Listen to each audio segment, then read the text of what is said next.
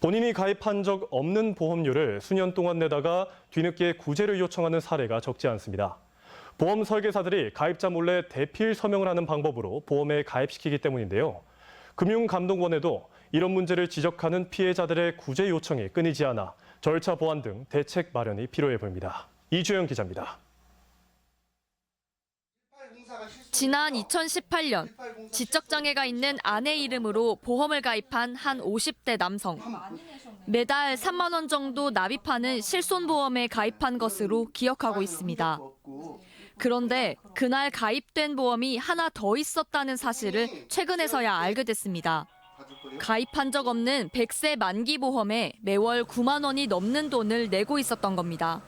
9만 원씩 달마다 내 통장에서 이렇게 빼내가고 있었다고 하면 기분 되게 나쁘죠. 올해 초 우연히 아내의 카톡을 살펴보다가 잔고가 부족해 보험금이 2개월 미납됐다는 알림을 뒤늦게 발견한 겁니다. 여러 정기적금과 공과금 등이 통장에서 빠져나가다 보니 일일이 확인을 못한 사이 5년이 훌쩍 지나가고 말았다는 설명입니다.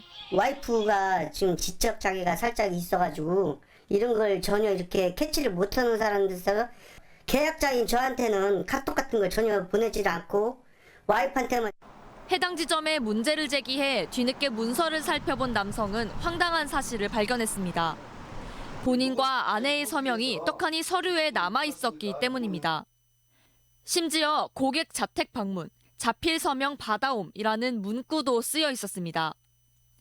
서명 대조를 통해 누군가 대필한 것을 확인하고 뒤늦게 보험료를 돌려받았지만 당시 계약서를 작성한 설계사는 이를 그만둔 뒤였습니다.